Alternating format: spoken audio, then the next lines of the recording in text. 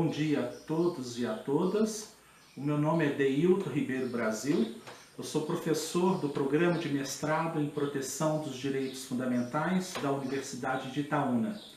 Venho perante o terceiro CIBENJUR apresentar para Vossas Excelências o artigo intitulado O Direito Humano à Água, uma conexão necessária com os direitos fundamentais.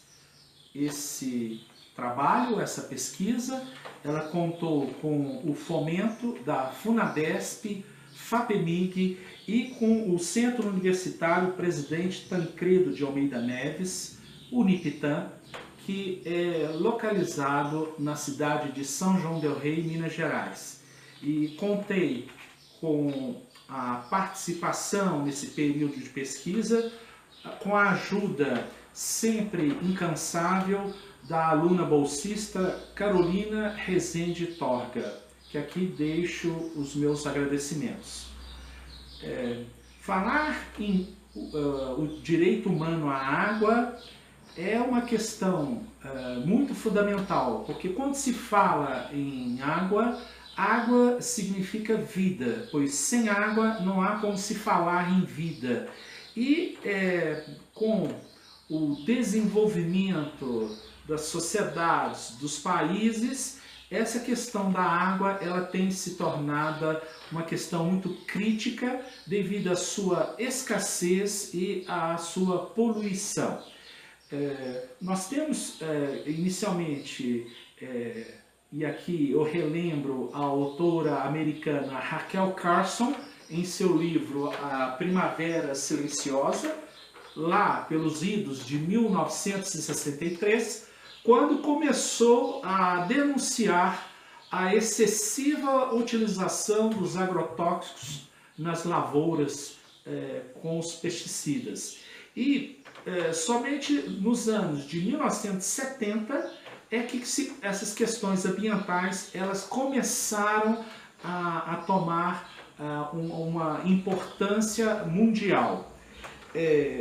Também aqui eu relembro o autor Fritjof Capra em seu livro que é intitulado A Teia da Vida, onde ele comenta que tudo o que o ser humano fizer contra a natureza, isso retorna contra ele mesmo. Então são razões em que nós temos que ter uma maior reflexão. Por quê? Porque sem a água não há como ter vida. Então, o artigo ele procura trazer algumas reflexões a partir do artigo 225 da Constituição Federal, quando coloca, ainda que de uma maneira implícita, a água como um direito fundamental de terceira geração.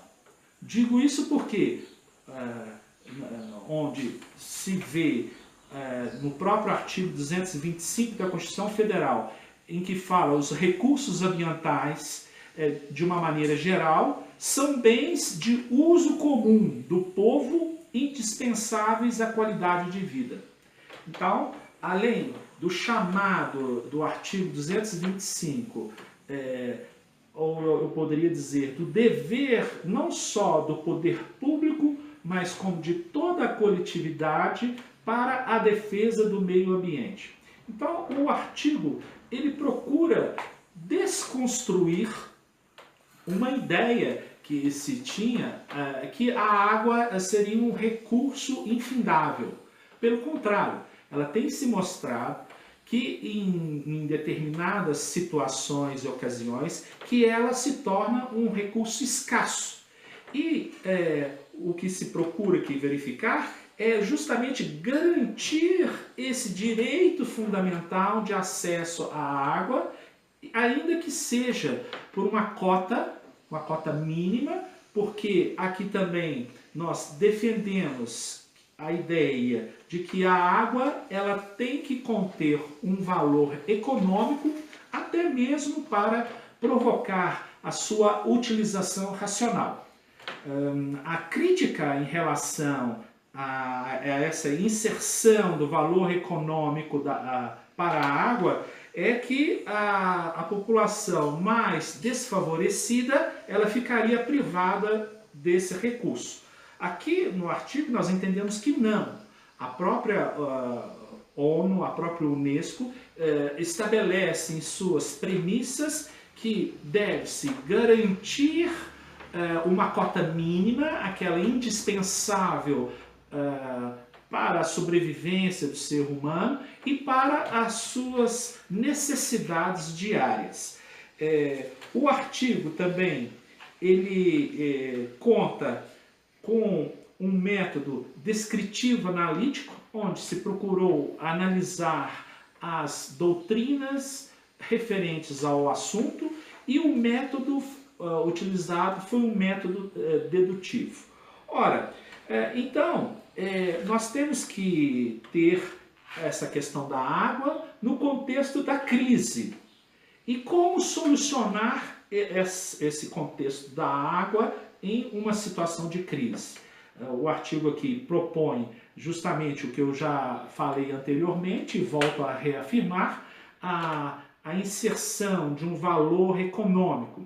E ainda defendemos mais, que lá no artigo 6º da Constituição Federal, quando fala dos diversos direitos sociais, dever-se-ia também inserir um termo, né, que poderia ser da garantia do acesso à água para o cidadão. Isso eu entendo que, inclusive, já há uma PEC em andamento para justamente inserir no artigo 6º o acesso à água e que, então, poderia garantir ou realizar essa concretude dos direitos e garantias fundamentais.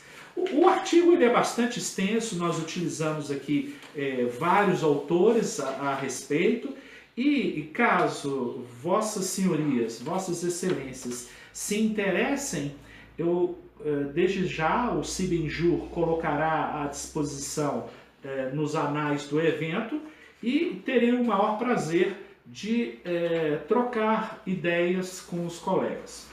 Eu agradeço devido ao curto tempo disponibilizado e desejo a todos aí um excelente congresso e que o terceiro Cibenjur seja um sucesso, como sempre. Muito obrigado.